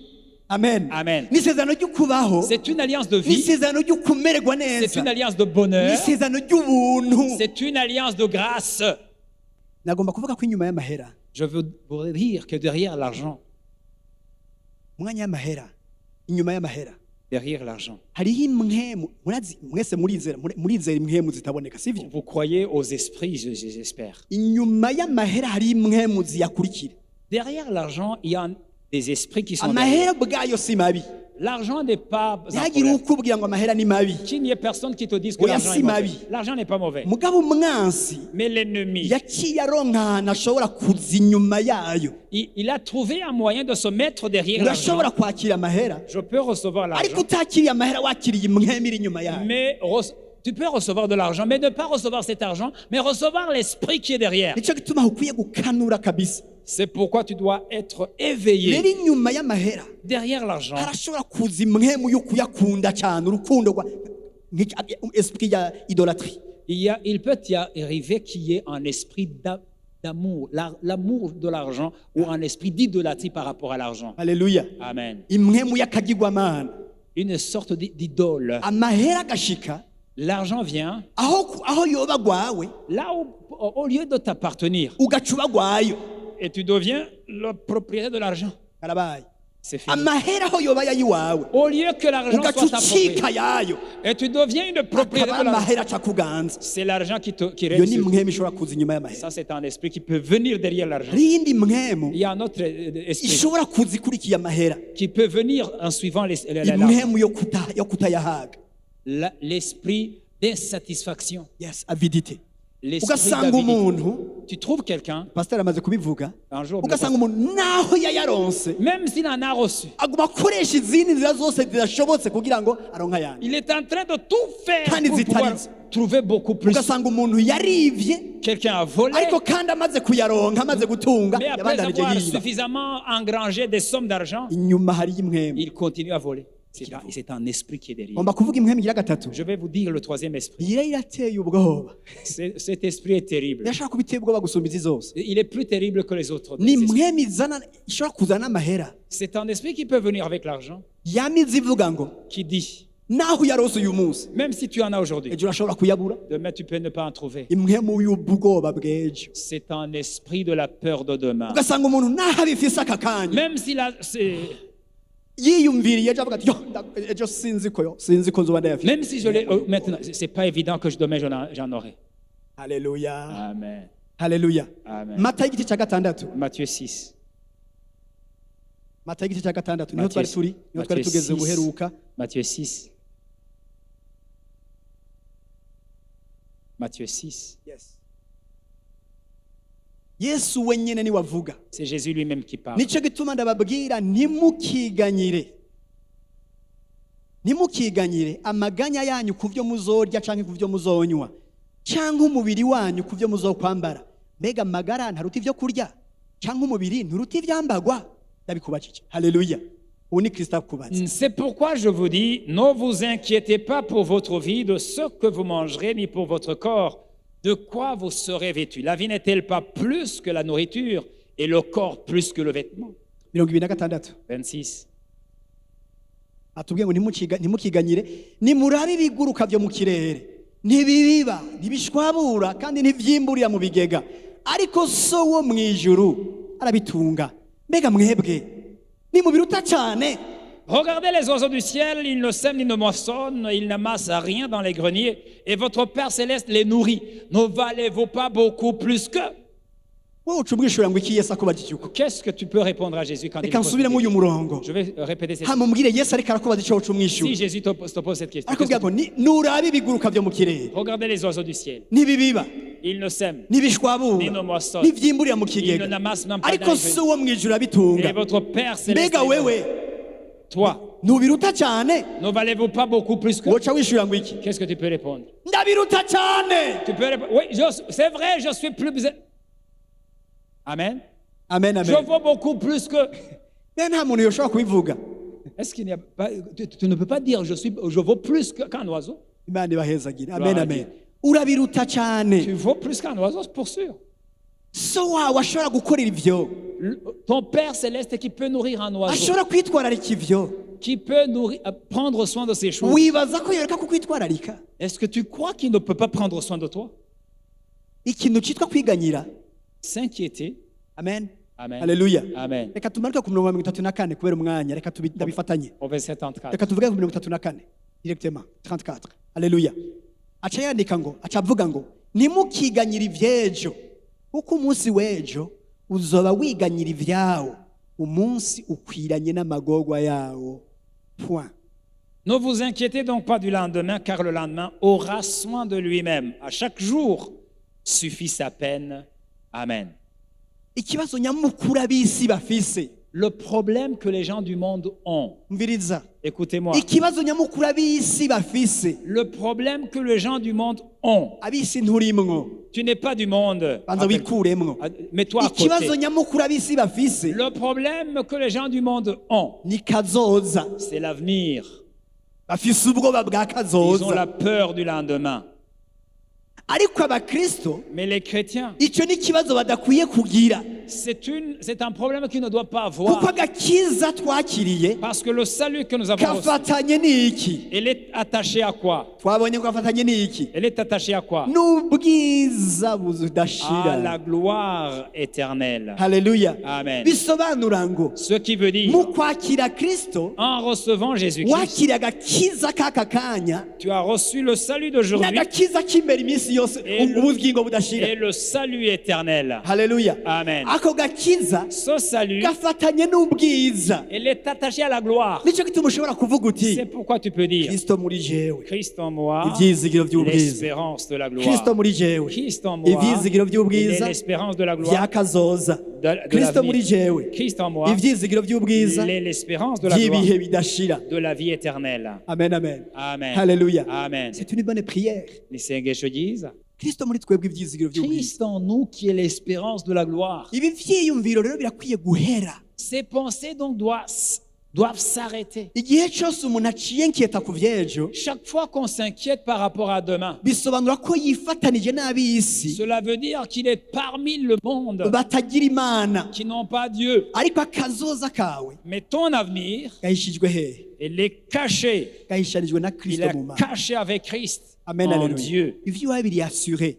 Ce qui te concerne est assuré. Amen, alléluia. Amen. Haleluya. Amen. Nagomba hariho illustration nagomba tugire. Je voudrais vous donner une illustration. Ndafise umushitsi muri kano kanya. J'ai un visiteur. Gira nakire. parmi- Amen, alléluia. Amen. Haleluya. Amen. J'ai un visiteur. qui Mumfashe va- cyo twakira umushitsi mu kanya. Vous allez m'aider à Mbere ko recevoir un twakira visiteur. uyu mushitsi, Avant de recevoir ce visiteur, nashaka nakubwiye nti hariho amajambo make nshaka kukwereka. je voudrais te dire qu'il y a certaines paroles que je vais te montrer. Timoteyo wa mbere, 1 Timothée, Timoteyo wa mbere igice cya gatandatu. 1 Timothée chapitre 6. Turasoma kuva ku murongo wa gatandatu dushike ku murongo wa 20. Ariko kubaha Imana gufatanije no kubumbwa n'ivyo ufise kuvamo inyungu nyinshi koko, amen kuko ataco twazanye mw'isi kandi ataco dushobora kuyivanamwo. Ariko iyo dufise ivyo turya n'ivyo twambaye biba bitubumvye. amen Ariko abagomba kuba abatunzi barwa mu nyosha no mu mutego no mu kwifuza kwinshi k'ubupfu gusinzikaza kudobeza abantu mu bibonona bikabarandura. Kuko gukunda amahera ari imizi y'ibibi byose, ayo bamwe bifuje bakazimira, bagata ukwizera, bitobekeranisha imibabaro myinshi. Ariko weho muntu w'Imana, gende neza, haleluya, ariko weho muntu w'Imana, wamuhunga ivyo, ariko ukurikire ukugororoka, amen, n'ukubaha Imana, n'ukwizera, n'urukundo, no kwihangana, n'uburwaneza. Amen. Wamurwana intambara nziza yo kwizera, ucakira ubugingo budashira, ubwo wahamagariwe ukabwaturira ukwatura kwiza mu maso y'ivyabona byinshi. Ndakubwiririza mu nyonga z'Imana ibeshaho vyose, no mu za Kristo Yesu yashingishije intaho kwatura kwiza imbere ya Ponsiyo Pilato. Witondere icagezwe, ntugire agasembwa, haleluya, ntube kumugayo gushitsa kuguseruka k'umwami wacu Yesu Kristo. amen, kuzokwerekanwa mu gihe cyako n'inyabushobozi yonyene ishemagizwa niyo mwami w'abami uganza abaganza. Niyo yonyene ifise ukudapfa, iba mu mucyo utegerwa, ata muntu yigeze ayibona, atawushobora kuyibona. Icubahiro n'ubushobozi bidashira bibi vyayo. Amen, haleluya, amen, kuri amen. 20 17 gushika kuri 20.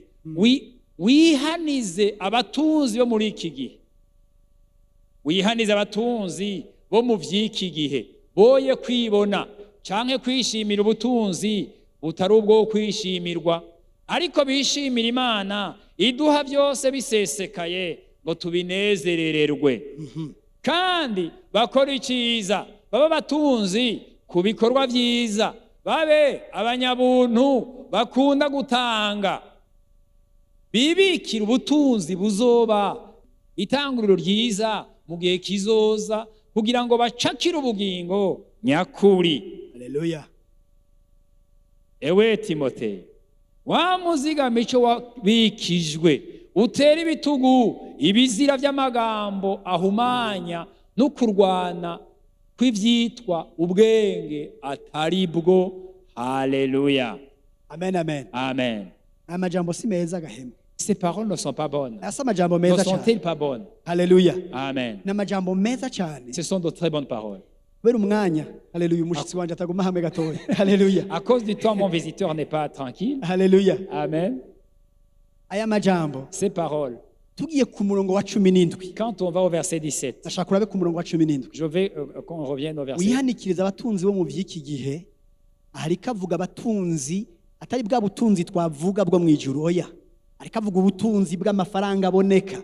Wihanikiriza abatunzi bo muri iki gihe, bo mu vy'iki gihe, boye kwibona.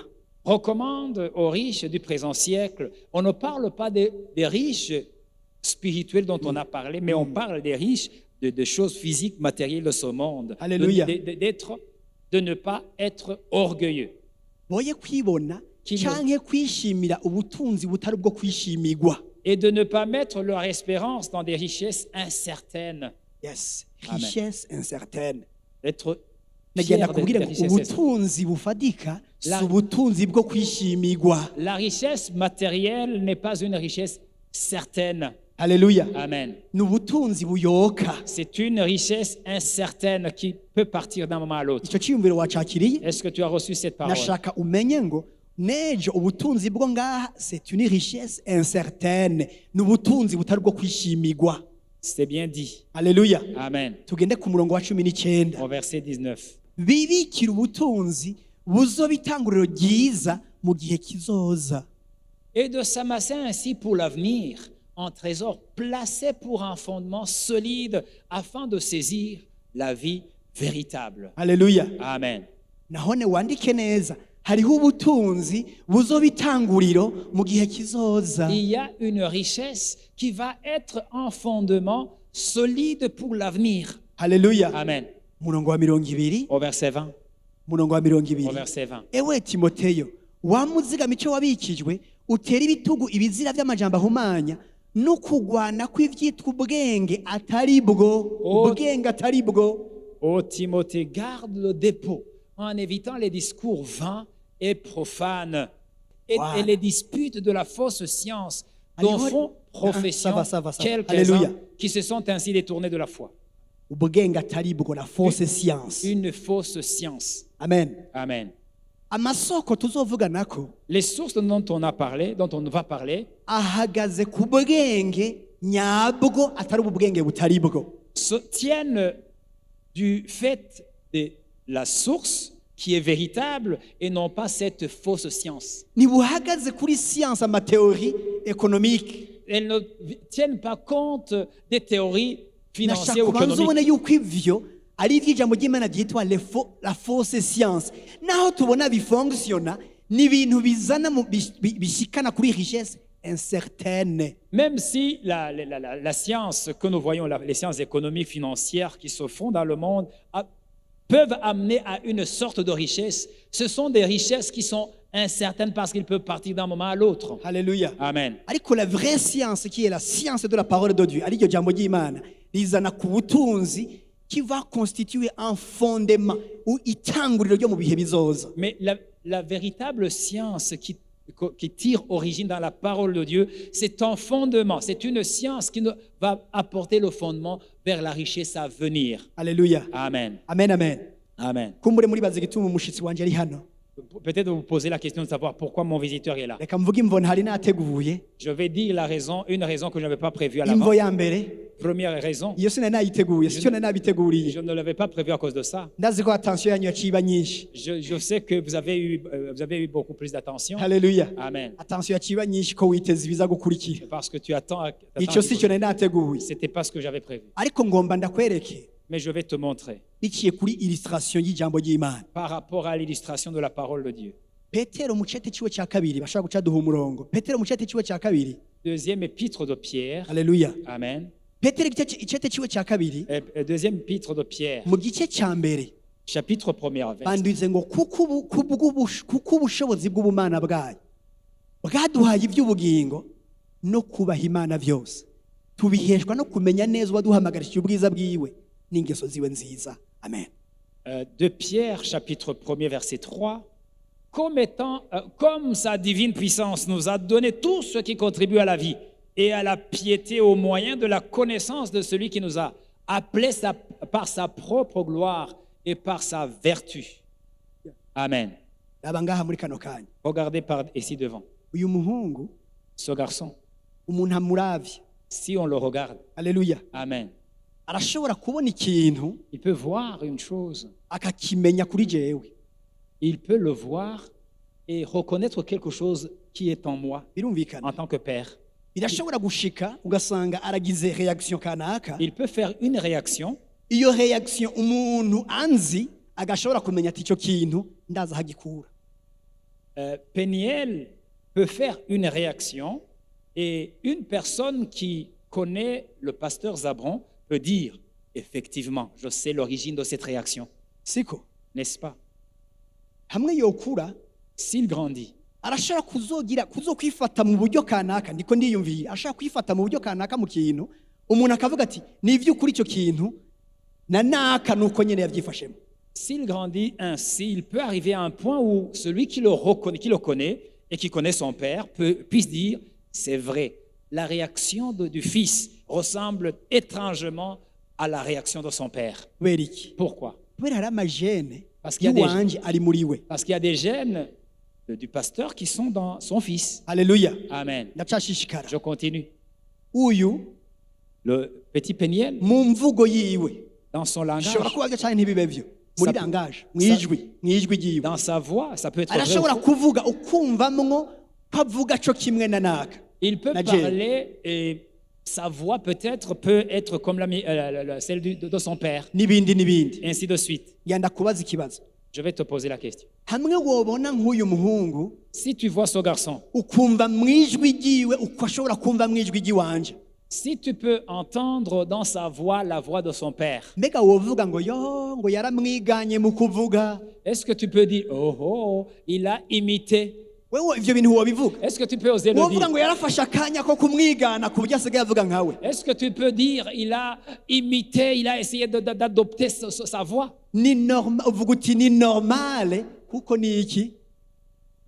Tu peux dire, c'est vraiment normal, c'est son père, Haleluya. n'est-ce pas? Mbega hamwe yotambuka nk'uko ntambuka, S'il marche comme son ukabona muri père marche, demarshe neza, ukabonamwo demarshe yiwanje, s'il marche comme la démarche de son père, hariho umuntu yoshobora kuvuga ngo yo ngo yaciye amwigana n'ingene atambuka ngo asigaye atambuka nk'uko atambuka. est-ce qu'il y a quelqu'un qui peut dire, ah, oh, nous avons vu qu'il a essayé de l'imiter dans la marche, il marche comme son père? Ivyo hari umuntu umwe Est-ce qu'il y yovyiyumviye? a quelqu'un qui peut dire ça? Haleluya.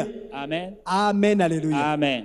Ivyo iki gicapo ntaco uzokwibagira naho yokwigiye. Même s'il peut partir, tu n'oublieras jamais Haleluya. cette image. Yandagikoresha Je vais- mufashe andanya muri class. Amen. Tu peux retourner dans ta classe. Iki gicapo ntaco uzokwibagira. Tu n'oublieras jamais cette image. Imana hari ibintu itokwigisha wewe Il y a des choses que Dieu ne peut pas t'enseigner kuko naho yobikwigisha parce que même s'il te l'enseigne, ntiwobikora neza. tu ne le ferais pas bien.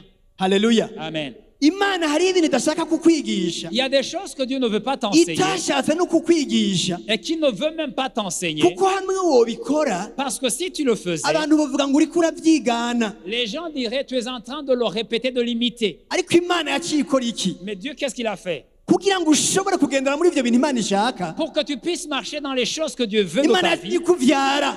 Dieu t'a engendré. Haleluya. Amen. Imana yaciye ikuvyara, Dieu t'a engendré. kandi Imana imaze Et kukuvyara quand Dieu t'a engendré, hariho ibintu il y a des choses utangura kugaragaza que tu commences à manifester kandi ata kintu na kimwe ata eforo n'imwe iroyemwo. alors que tu ne fais aucun effort. Kubera iki? Pourquoi? Kubera Imana Parce que tu as yakuvyaye. été engendré par Dieu. Amen, haleluya. Amen. Icya mbere shaka wakire mu bijyanye n'ubutunzi. La première chose que je veux que tu reçoives concernant les finances. Imana ntiyatuzanye mu bwami kugira ngo itwigishe ubutunzi. Dieu ne nous a pas amenés dans le royaume pour nous enseigner les finances. Yarakuvyaye Il nous a kugira ngo engendrés muri twebwe tugire ivyiyumviro vyayo. pour que nous ayons ces pensées en nous.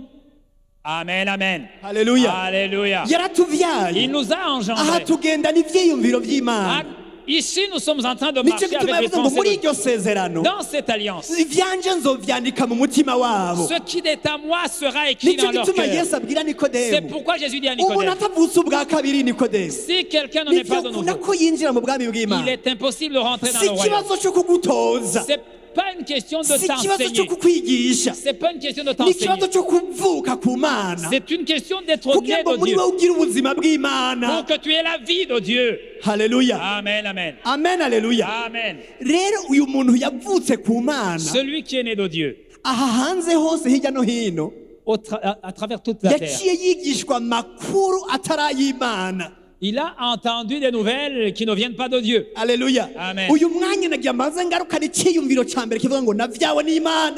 Et maintenant, je veux que nous revenions à cette pensée. Nous sommes nés de Dieu. Haleluya. Amen, amen. N'ubuzima bw'Imana butembera muri jewe. La vie de Dieu circule dans nos veines. Haleluya. Amen. Ko Imana rero ari umutunzi, Puisque Dieu est richesse. nanje ndi umutunzi. Et moi aussi, je suis riche. Imana ihabwe Gloire icyubahiro. à Dieu. Icyo ni cya mbere. Ça, c'est le premier point. Ariko turagaruka kuri uyu murongo Nous allons revenir sur ce verset. tuga tubona isoko ya mbere rero. Nous Siko allons none? voir la première source. Isoko ya mbere La rero. première source. Petero wa kabiri, icyete cya kabiri cya Petero igice cya mbere ku murongo wa gatatu. Haleluya. Kuko ubushobozi bw'ubumana bwayo bwaduhaye iby'ubugingo no kubaha Imana vyose tubiheshwa no kumenya neza waduhamagarishije ubwiza bwiwe n'ingeso ziwe nziza. Amen. Comme sa divine puissance nous a donné tout ce qui contribue à la vie et à la piété au moyen de la connaissance de celui qui nous a appelés par sa propre gloire et par sa vertu. Amen. Mbega uyu mwana avuye ngaha, Le fils qui vient de quitter, uyu mwana avuye ngaha, cet enfant qui vient de ni partir, kiki gituma ndamugaburira? qu'est-ce qui fait en sorte qu'il le nourrit? Ni kiki kibituma? Qu'est-ce qui fait en sorte qu'il le nourrisse? Ni kubera iki? Pourquoi? Imana ihabwa icubahiro nuko vyoroshe gutahura C'est facile de comprendre. kuko ubushobozi bw'ubumana bwayo Car sa divine puissance bwaduhaye ivy'ubugingo nous a donné tout ce qui contribue à la vie. mu kirundi ntibabivuze neza En Kirundi, on n'a pas bien dit. ukutuvyara En nous engendrant. ukutuvyara kwayo Le fait de nous avoir engendrés vyaduhaye vyankenerwa vyose vy'ukubaho nous a donné tout ce qui contribue à la vie. Amen, amen. ugeze ngaha Arrête. haleluya Amen. ubushobozi bw'ubumana bwayo Sa divine puissance bwaduhaye vyankenerwa vyose vy'ubugingo nous a donné tout ce qui nico contribue à la gituma vie. yesu avuga ati ivyo nimusubire kuvyiganyira C'est pourquoi Jésus dit, ne kuko vous ivyo inquiétez so pas, yaramaze kubibategurira parce que votre Père a déjà prévu ces choses. haleluya Amen. ubugira kabiri Deuxième élément, ubwo bushobozi bw'ubumana sa bwayo divine puissance bwaduhaye ibyo kuyimenya nous a kuyubaha donné ce qui concerne la connaissance de celui qui nous a appelés. ariko nguru urufunguruzo Mais rero voici la clé. tubiheshwa n'iki Qu'est-ce qui nous donne ces choses? ngira isoko Quel- tubiheshwa n'iki Qu'est-ce qui nous donne ces choses? nubwo ubwo bushobozi bwayo bwakoze ivyo Même si sa divine puissance a tout fait, ni kubera ko utararonka hano n'ivyo vyankenerwa vy'ukubaho kwawe kwa misi pourquoi est-ce que yose tu n'as pas encore reçu tout ce que Dieu kubera a ko ivyo kubaha prévu? imana bitaragaragara neza Pourquoi est-ce que ce qui ni concerne la... kubera isoko yavyo C'est parce que la rihagaze source mu kumenya neza uwaduhamagarishije ubwiza bwiwe n'ingeso ziwe nziza tient compte du fait de connaître, très bien connaître, celui qui nous a appelés par sa propre gloire et par sa vertu. uwo ni inde Qui est-il? haleluya Amen. uwo ni kristo C'est Christ. amen Amen. kugira ngo ibi bintu imana yaguhaye by'ubugingo no kubaha imana bishobora kugaragara mu buzima bwawe Pour que ce que Dieu nous a donné qui contribue à la vie et pour que cela soit manifeste dans nos vies, ni ukumenya kristo c'est connaître Christ. kuko muri we Parce qu'en lui, niho ibanga ryose ry'ubumenyi n'ubwenge byahishijwe c'est là où il se trouve la connaissance, toute la connaissance et toute kuko la byose révélation. byaremewe muri we Parce que tout a été créé en ni lui. ukuvuga ngo kumenya neza kristo Bien connaître Christ, niryo soko riza kukuzanira ibyo ukeneye by'ubugingo no kubaha imana c'est la source qui va amener tout ce dont tu as besoin et qui contribue à la vie. biracari mu kigiriki ngira ngo ndabona umenga biracari mu C'est kigiriki toujours dans haleluya le grec. duca tubitahura mu kanya kari Nous imbere allons le comprendre. amen Amen. kadushishikare Nous dusoma ku allons mirongo y'imbere continuer. Verset suivant. ivyo vyatumye aduha ivyo yasezeranye vy'akaburarugero bihambaye cyane kugira ngo bibatere gusangira n'imana akameremere kayo mumaze gucika muva mu ibohero ryazanywe mu isi no kwipfuza byaduhaye gusangira akameremere nayo Lesquels nous assurent de sa part les plus grandes et les plus précieuses promesses, afin que par elles, vous deveniez participants de la nature divine, en fuyant la corruption qui existe dans le monde par la convoitise. haleluya Amen. turashishikara ku murongo ubandanye Verset suivant. mbere kubw'iyo nyanduruko nyene ubwanyu mushirike umwete wose haleluya Amen. ashaka tujane gatoya kubw'iyo nyanduruko nyene ubwanyu mushirike umwete wose ndiko mbwira umuntu wese hano À cause de cela même, faites tous vos efforts. aha bagira kubwira iryo banga ryo kumenya kristo Ici, on est en train de nous parler du mystère de la connaissance de kugira ngo Christ. ushobore kumenya uwaguhamagarishije ubwo bwiza bwiwe n'ingeso ziwe nziza yogenda gute Pour connaître celui qui t'a appelé par sa vertu et par sa piété, qu'est-ce que tu as besoin de savoir? haleluya Amen. mushirike umwete kugira ngo uko kwizera kwanyu mukongereko ingeso nziza turashaka kuvugira hamwe ingeso nziza Ingeso nziza. ingeso nziza Ingeso- muzongereko ubwenge Ingeso nziza muzongere ku bwenge. vuga ubwenge gusa Amen. haleluya Amen. ni kimwe ciyongera ku kindi Amen. ukwizera kwanyu mukongereko ingeso nziza Amen. ndashaka ugenda urateranya ni addition C'est juste une uravuga addition. ico mperejeko haleluya Amen. nuko mugira umwete uko kwizera kwanyu kwa kwizera mwaronse mukongereko ingeso nziza Ingeso nziza. ingeso nziza muzongereko ubwenge Ubwenge. ubwenge mubwongereko ukwirinda Ukwirinda. ukwirinda mukongereko ukubaha imana Ukubaha Imana. ukubaha imana mukongereko ukwihangana Ukwihangana. ukwihangana mukongereko ugukunda bene data Ugukunda bene data. ugukunda bene data mukongereko urukundo Urukundo. haleluya Amen. amen haleluya Amen.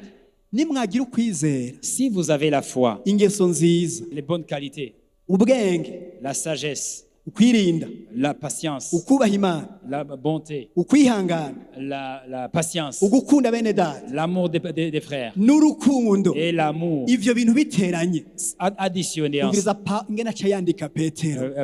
Paul et Pierre écrit. Haleluya. Amen. Ngo kuko ivyo bintu namba mugira ivyo bikagwira bituma mutaba abanyabute canke ingumba mu vy'ukumenya umwami, mu vy'ukumenya neza umwami wacu Yesu Kristo. Amen. Car, ok, nous pouvons retourner au verset 3. Lesquels nous assurent de, de sa part les plus grandes et les plus précieuses promesses, afin que par elles vous deveniez participants de la nature divine, enfuyant la corruption qui existe dans le monde par la convoitise. Verset suivant. À cause de cela même, faites tous vos efforts pour joindre à votre foi la vertu. Vous allez pour joindre à votre foi la vertu. À la vertu, la science. À la science, la piété. La tempérance. La tempérance. À la tempérance, la patience. À la patience, la piété. Amen. À la piété, l'amour fraternel. À l'amour fraternel, la charité. La charité. Alléluia. Car si ces choses sont en vous, si ces différentes choses additionnées ensemble sont en vous et y sont avec abondance, elles ne vous laisseront point oisifs ni stériles pour la connaissance de votre Seigneur Jésus-Christ. Amen. Alléluia. Amen, amen. Yes, nous allons conclure. Nous allons conclure. Est-ce que tu as connu Jésus? Tu as connu Jésus-Christ. Et tu as cru en lui.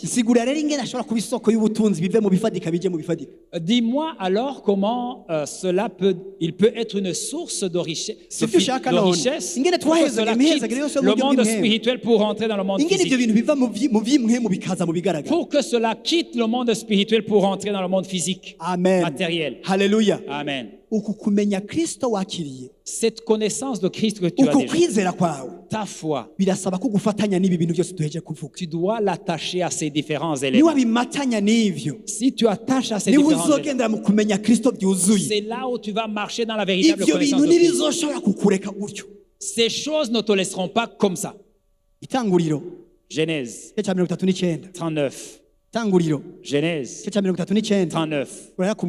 À partir du verset 1er jusqu'au verset 6. Alléluia. Amen. Écoutez-moi très bien.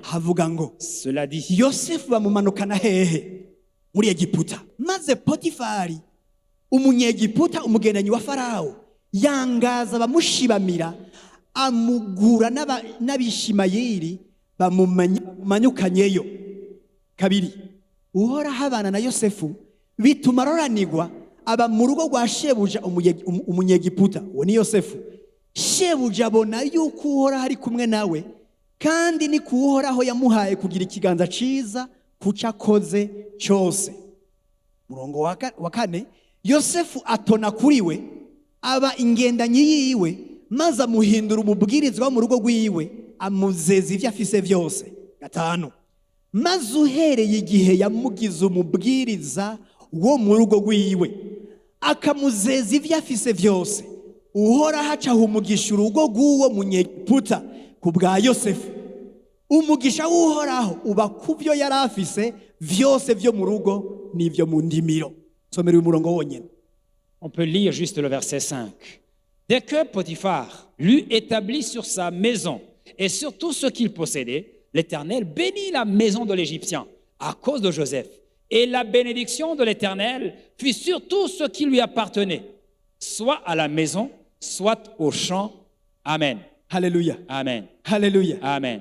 Alléluia. Amen. Kuko ubushobozi bw'ubumana bwayo, car sa divine puissance bwaduhaye ivyankenerwa vyose vyo muri buno bugingo, nous a donné tout ce qui contribue à la vie no kubaha Imana et la piété. Tubihabwa no kumenya neza waduhamagarishije ubwiza n'ingeso ziwe nziza, par la foi dans celui qui nous a appelés par sa vertu et par sa puissance. Ni gute dushobora kutaba ingumba, tudashobora kuba abanyabute mu vyo kumenya neza umwami wacu Yesu Kristo? Comment est-ce que nous pouvons ne pas être oisifs dans la connaissance de notre Seigneur Jésus-Christ? Ni mu kugira iki? C'est en faisant Ni mu quoi? kugira ukwizera guhagaze muri we. c'est avoir la foi en lui tukavyongera ko ingeso nziza, qui est ajoutée à la tukazongera ko tempérance, ubwenge, à la sagesse, tukavyongera ko kwirinda, à la tempérance, tukavyongera ko kubaha Imana, la crainte de l'éternel, tukavyongera ko gukunda ukwihangana, l'amour fraternel, la gukunda bene patience data n'urukundo. et l'amour. Kugira ivyo bintu, Faire ces choses, kugira ivyo bintu faire ces choses, niko gufata uyu muntu yitwa Yosefu. une manière de prendre Joseph. Haleluya. Amen. Niko gufata umuntu yitwa Yosefu C'est cette manière de prendre Joseph, ukamuzeza ivyo ufise vyose. de lui donner toutes choses. Haleluya. Amen. Uyu munyegiputa Cet Égyptien, yafashe umuntu yitwa Yosefu il a pris la personne de Joseph aca muzeza ivyo yari afise et lui vyose. a donné tout ce qu'il faisait. Amaze kumuzeza ivyo yari afise Et quand il lui vyose, a donné tout, uhoraho acaha umugisha urugo rwiwe Dieu a béni la maison de l'Égyptien. ku bwande, À cause de qui? ku bwande, À cause de qui? ku bwande, À cause de qui? ku bwa Yosefu. À cause de Joseph. Mu kumenya Kristo, Connaître Christ. umunyegiputa amenye Yosefu Quand l'Égyptien connaît Joseph akamuha le contrôle y'ivyo atunze et vyose, qu'il lui donne le contrôle de toutes choses, uhoraho yavuze ngo haramenye Yosefu, l'Éternel a dit, il vient de connaître Joseph. amuhaye ivyo afise Il vyose, lui donne tout ce qu'il a umugisha ucukurikira vyose, et la bénédiction à tous. ivyiwe bica biragwira, Et les choses lui appartenant se sont n'ibiri mu multipliées. rugo vyose, Tout ce qui est se trouve dans sa gushika maison, no mu ndimiro zose. même dans ses champs. Ngenda kubwiza Je ukuri, vais te dire une uyu chose. munsi hari uwuta Yosefu, Aujourd'hui, il y a plus que Joseph. uyu munsi hari uwuta Yosefu. Aujourd'hui, il y a plus que Joseph. Yitwa nde? Comment s'appelle-t-il? Yitwa Il Kristo. s'appelle Christ. None Kristo Christ. ni gute wo mugira uwa mbere ukamurekura vyose akabiganza? Comment est-ce que tu peux lui donner tout pour le contrôle? Mbega si ukumwizera none? N'est-ce pas lui Si faire confiance? ukumwizera? N'est-ce pas lui Si faire ukureka confiance? gukoresha ubwenge bwawe N'est-ce pas ne pas utiliser ta akaba ari sagesse wacika ubwenge mu vy'iwawe? pour qu'il soit la sagesse dans ta Mbega dans si tes- ukwirinda N'est-ce pas la ukareka tempérance kuvyivangamo ukareka ko ari wabikora? pour le laisser faire? Si ukwihangana N'est-ce pas la patience gushika ubonye gushika aho abikora vyose akabitunganya? jusqu'à ce qu'il range toutes choses? Mbega si waja kuba ro gestionnaire N'est-ce pas lui le mu gestionnaire? kukubwira ingene ukunda bene data n'ingene ubikoresha? Comment aimer les frères? Haleluya. Amen, amen. Amen, amen. Amen. Umugisha La bénédiction ucushikira uyu mugabo n'ivyabaye a w'umunyegiputa, atteint Potiphar l'Égyptien. C'est quelque chose ata qui s'est kintu passé na kimwe akoze, sans qu'il fasse rien. abona ivyo mu rugo biriko Il biragwira, a vu sa maison. impene zivyara zitatu, Ses inka chefs ivyara vont commencer à ubushuri. voir. Haleluya. Amen. Mu ndimiro Dans ces ibintu champs, birahinduka les choses ont changé kubera umugabo yitwa Yosefu ahagaze muri urwo à rugo cause de yamuhaye la kuganza présence de byose. Joseph dans la maison de Potiphar. Amen, haleluya. Amen. Amen, amen. Amen. Ngo kuko nimba mugira ivyo bikagwira, Si vous faites ces choses et qu'ils se multiplient, bizotuma mutaba abanyabute canke ingumba mu vy'ukumenya umwami wacu Yesu Kristo. cela fera en sorte que vous ne soyez plus oisifs par rapport à la connaissance de Jésus-Christ. Haleluya. Amen. Ndaguha kandi karorero Je kamwe. te donne un autre exemple. Ndaguha kandi Un karorero. autre exemple. Ingoma za mbere uhereje aha. Chronique. Ingoma za mbere. 1 Chronique, Igice cya 13. verset 13. Chapitre 13. Igice cya 13. Chapitre 13. Duhere ku murongo wa 1 Chronique. Reka duhere ku murongo w'icenda. Commençons par le verset 9. Haleluya. Amen. Maze bashitse ku mbuga ya Kidoni, tuzohahera ko ntaco tuzobitangurira ko ubukurikira. Aza uza atuma ukuboko ngo asame iyo sandugu kuko inka zari zitirimutse. Haleluya. Amen. Murongo ukurikira. Lorsqu'ils furent arrivés. Haleluya. Lorsque- 10 turanyaruka. Haleluya. Maze uburake bw'uhoraho buziriringira uza aca mutsindaho aho nyene ako kanya kuko yaramvuye ukuboko ngo afate iyo sandugu nuko agwaho imbere y'Imana. Murongo wa 11. Bibabaza Dawidi kuko uhoraho yawikiye uza, aho hantu haca hitwa Peresi uza kugeza na bugingo n'ubu. 12. Uwo munsi Dawidi acategwa n'ubwoba n'Imana kubera abonye iyo sandugu uyikoze ko aciye apfa. Aravuga ati mbega noshobora nte gutahana iyi sandugu y'Imana. Haleluya. Murongo wa 13. Nuko Dawidi ntiyajyana iyo sandugu iwe ku mugwa wiwe, ariko ayikebereza kwande kwa Obededomu wa munyegati. 14. Sasa nuko iyo sandugu y'Imana imara amezi angahe? 3 mu nzu kwa Obededomu, kandi uhoraho ahumugisha urugo rwa Obededomu n'ivyo yari afise byose. Amen, amen. Amen, amen. Amen. Verset. Tusome umurongo wa 14 gusa. Au verset 14. L'arche de Dieu resta 3 mois dans la maison d'Obed-Edom, dans sa maison. Et l'Éternel bénit la maison d'Obed-Édom et tout ce qui lui appartenait. Haleluya. Amen. mbega isanduku y'isezerano ni inde? Qu'est-ce que l'arche d'alliance? Ni Kristo. C'est Christ. Isanduku yamaze amezi 3 mu nzu kwa Obed-Edomu. L'arche a passé 3 mois dans la maison d'Obed-Édom. umugisha waciye ushikirangira n'imbeba yo mu nzu. Et même Laura qui était dans la maison a été bénie. n'umugisha nyine wo kuvyara ikintu cyose cyari gihari cyaravyaye. Tout ce qui était dans la maison d'Obed-Édom a commencé à engendrer. Haleluya. Amen. uyu munsi Aujourd'hui, Kristo Christ, ntiyaje kumara amezi 3, il n'est pas venu passer 3 yaje mois. kubana nawe Il est eternellement. venu habiter avec nous ariko éternellement. uzobihabwa n'iki? Mais qu'est-ce qui va te uyu donner cette mugisha bénédiction? uzowuhabwa Qu'est-ce n'iki? qui te donnera cette no bénédiction? kumumenya neza. La connaissance de qui est wabonye Christ. uburyo bwo kutaba ingumba no kutaba umunyabute mu byo kumumenya. Tu as vu comment ne pas oisif et improductif dans Haleluya. la connaissance. ndagutumira kureka Kristo afatira contrôle. Je t'invite à laisser Christ ntusubire kugira prendre le ubwoba contrôle. bw'ejo. N'aie pas peur de demain. ufise ubwoba bw'iki? Pourquoi as-tu peur? ufise ubwoba bw'iki? Pourquoi as-tu peur? ndashaka abantu bahaguruka muri iki Je kibanza. voudrais que des gens se lèvent Reka dans cet bashobora endroit. guhaguruka muri Est-ce kano que vous kanya? pouvez vous lever dans cet ndashaka umuntu ahaguruka muri kino Je voudrais kibanza. qu'on se lève. hagurukana inkomezi gusumba uko wari uhaguruka. Relevez-vous Haleluya. rapidement. uvuga uti sifise ubwoba bw'ejo. Je n'ai pas la peur de demain.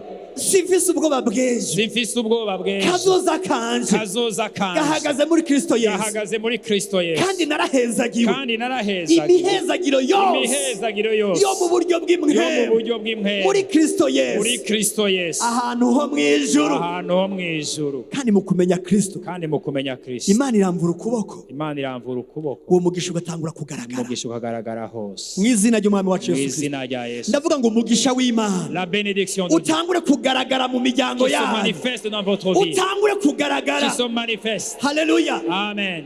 atabiharuro biroyemwo Sans faire de calcul. kubwo kwizera Kristo. Par la foi en Jésus-Christ. utangure kubona ibyawe bitera Commence bije à imbere. voir des choses progresser. Imana ivuga ijambo aka Que kanya. Dieu dise une parole. ikintu kitahora kirondoka Ce qui n'était pas productif kirondoke commence kigwiriye. à être productif et kirondoke multiplié. kisubiriza. Qui se multiplie davantage. nawe urondoke mu byiyumviro. Toi-même, tu sois multiple dans urondoke tes mu magara pensées, meza dans ta yawe. santé, urondoke mu butunzi dans ta bwawe. richesse. ushobore gutunganirwa. Que tu sois enrichi. kuko Imana yacu Parce que notre Dieu, niyo c'est yatubyaye. lui qui nous a engendrés. iby'ubutunzi Ce qui concerne les si finances, ibyo yatwigishije. c'est pas quelqu'un qui nous a ntituriko enseigné. dusiganwa n'iby'iyi si. Nous ne sommes pas en train de courir ariko iyi derrière. si Mais le monde, tugomba kuyibaho tumerewe nous neza. pouvons vivre dans ce monde kuko Imana yacu parce que notre Dieu ishaka ko tumererwa neza. veut que nous soyons ishaka libres, ko dusagukirwa. veut que nous soyons yavuze abondants. ngo en abondance. muzoba imitwe Je dis que vous serez la tête ntimuzoba inyuma. et non la queue.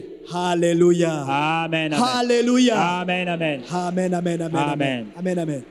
mwami Imana ndagushimiye. Père, je te remercie. ndagushimiye Je te remercie. kuko ijambo ryawe Parce que ta parole ntiribesha. ne ment point. ijambo ryawe Ta parole ntiribesha. ne ment kandi point. ijambo ryawe iyo rije Ta parole, quand elle vient, risiga rikoze ibintu elle bihambaye. agit au milieu de nous. nenda gushikira ijambo Je te ryaje remercie pour cette parole riratanzwe qu'elle est délivrée. riragabuwe Elle est kandi délivrée. abaryakiriye Et tous ceux qui la si reçoivent, abanyabute ce ne sont pas des si oisifs, ngumba ce ne sont pas improductifs. abanyakiriye Ceux qui la reçoivent, abaryakiriye ceux qui la reçoivent, bararizigama la gardent. bararigenderako Elle marche dans cette parole. barariryamako Elle la protège. barariryamako Elle la protège. Et bararinezererwa ils sont contents. Ils bararirimburako se l'imaginent. bararivuga Et la méditent et la bararyatura déclarent. kandi iri jambo Et cette parole ricika ubuzima devient une vie. rikagaragara. Elle se manifeste. ndiko ndabona ivyamwa Je vyaryo. vois les fruits iri de niryo cette soko parole. rya mbere. Voici la niryo première soko source. rya mbere. C'est la première source. nukorokere muri iryo soko Quand on a cette source, urye kandi uhage